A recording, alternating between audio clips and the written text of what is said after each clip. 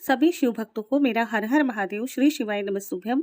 गुरु जी श्री पंडित प्रदीप जी मिश्रा की कथाएं बहुत ही अलौकिक होती है और उनके बताए गए शिव महापुराण के उपाय भी बहुत ही कारगर सिद्ध होते हैं। इस वीडियो में गुरु जी ने कथा के माध्यम से बताया है कि यदि हम शिव जी के ऊपर चढ़े हुए बेलपत्र प्रसाद के रूप में खाते हैं तो उससे हमें क्या क्या लाभ होते हैं। तो आइए सुनते हैं गुरु जी की चढ़ाया तो वो प्रसाद बना कि नहीं बना? बन गया ना।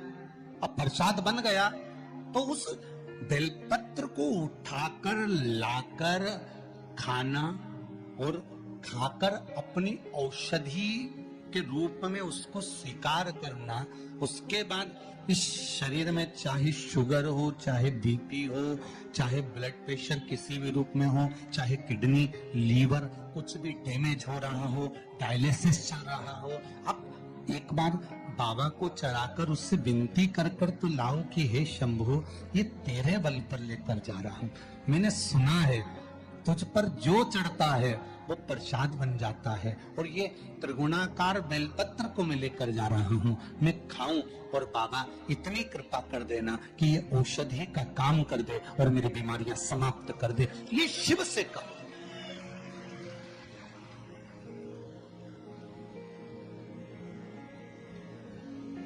क्यों निर्माल्य बनकर फेंका जाए बेलपत्र को?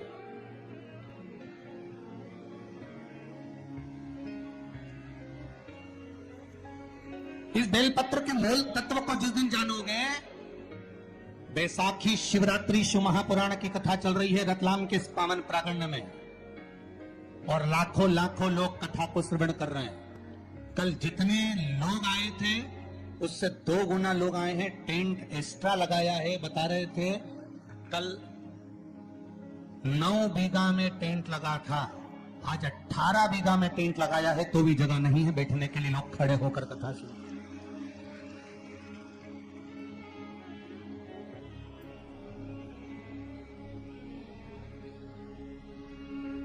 और 18 बीघा के टेंट में भी जगह नहीं। पीछे पुरुष को आप एक निगाह अगर मारकर देखेंगे तो ढेरों में खड़े हैं। इधर देखो उधर देखो, जहां निगाह पहुंच जाए उधर देख लीजिए। हमारा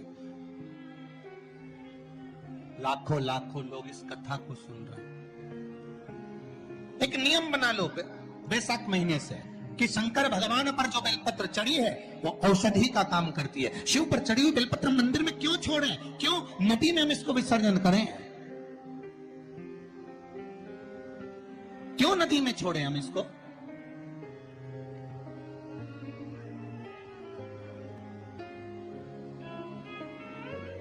उसको उठा लाए, उसका प्रयोग करा, खाया और उसका जो फल हमें मिला वो जीवन का सुख। हम तो ब्राह्मणों से भी कहेंगे, जितने ब्राह्मण जन शंकर भगवान के मंदिर में पूजन करते हैं, जितने विप्र जन भगवान शिव के मंदिर में पूजन करते हैं, उनको करवत्त निवेदन, उनके चरणों को प्रणाम कर कर, उनके चरणों को नमन कर कर, उन ब्राह्मणों के चरणों को नमन कर कर निवेदन करूंगा कि आप शंकर जी के मंदिर में कोई प्रसाद बांटो ना बांटो।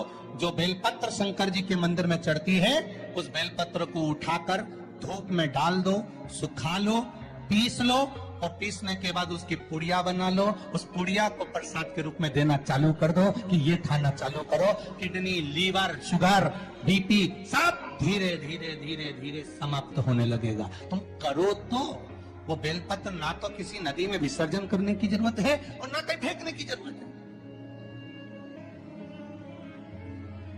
प्रतिदिन भगवान को तुलसी चढ़ाते हो ना, तो रोज भगवान को तुलसी उनके भोग में चढ़ाते हो, उनके सामने चढ़ाते हो, उनके सम्मुख में ठाकुर जी की तुलसी चढ़ाते हो। उठा लाए, प्रयोग में लो, क्यों उसको विसर्जन में डालते हैं?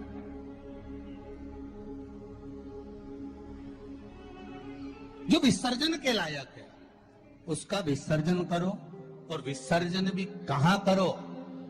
क्षिप्रा, गंगा, नर्मदा, सरयू या आपके क्षेत्र की कोई पवित्र नदी है उस नदी में ले जाकर कोई निर्माल्य वस्तुएं मत पटको। आज वैसे ही इस पृथ्वी पर जल स्तर गिरते जा रहा है, उस पवित्र जल को हमें संजोना है। जो निर्माल्य की वस्तु मिले एकांत में किसी खेत में उसको एक खड्डे में डालकर इकट्ठा करो। जब उसकी खाद बन जाए तो जिस खेत में उसको डालोगे भगवान के प्रसाद को, वो खेत भी उज्जवल आनंद सुख प्रदान करेगा और कुछ ना कुछ अच्छा देना प्रारंभ करेगा। क्यों किसी पवित्र नदी को हम नष्ट कर रहे हैं?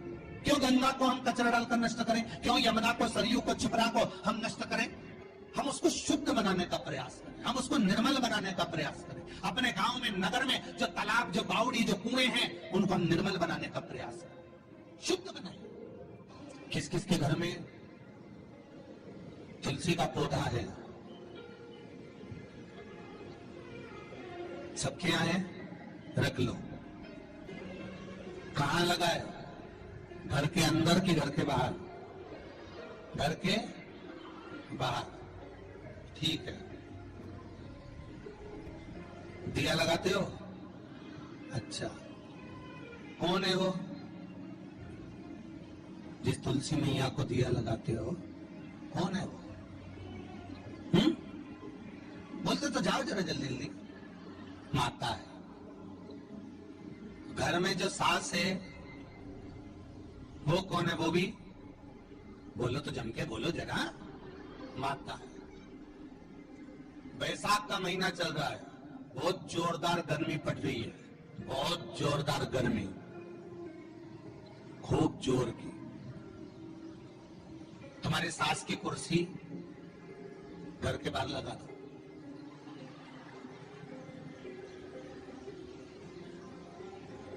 कितने घंटे बैठ सकती है वो?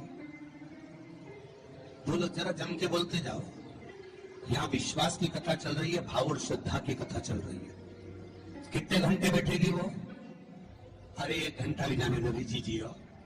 15 मिनट ऐसे चिलचिलाती हुई धूप में वो बैठ जाए, बहुत कठिन बात, बहुत कठिन। तुम्हारे घर के दरवाजे पर तुलसी का क्यारा है, तुम उसको दिया लगाती हो, माता कहती हो, पूछती हो, पूजती हो। तुमने तुलसा महारानी से कहा, माँ बैसाख की गर्मी पड़ रही है, तेरे को गर्मी लग रही होगी, चल थोड़ी देर में तुझे अपने कक्ष में लेकर चलती हूँ, थोड़ी छांव में रख देती हूँ, तेरे ऊपर एक छत्र लगा देती हूँ, थोड़ा सा एक ब्लाउज का टुकड़ा पड़ा हुआ है, पीस पड़ा हुआ है, उसको मैं तेरे ऊपर डाल देती हूँ, जिससे तुझे गर्मी कम लगेगी। कभी विचार किया? बनाया सबने? ये झूठे लियो। पाटीदार की गाड़ी लगाओ जरा, सबका घर चला। देख के तो आए कितनों के घर में पिलाया है? अरे देखा देखी में काम बिगड़ जाता है। एक बार कक्षा 8वीं का पेपर था, बच्चों के लिए एग्जाम में लिखने को आ गया, दिल्ली की सबसे बड़ी मीनार का नाम लिखो। आगे वाले ने लिख दिया दिल्ली में कुतुब मीनार है, पीछे वाले ने आगे वाले का देखकर लिख दिया दिल्ली में कुतिया बीमार है। जितने बैठे हैं उसमें से 50, 100, 200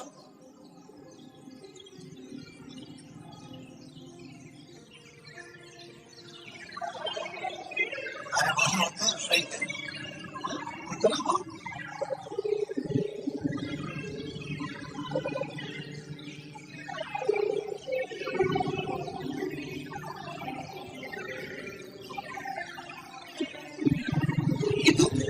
आपकी चित्तवृत्ति में थोड़ा सा जो कहते ना, एक पत्नी अपने पति के पांव छूती, एक पत्नी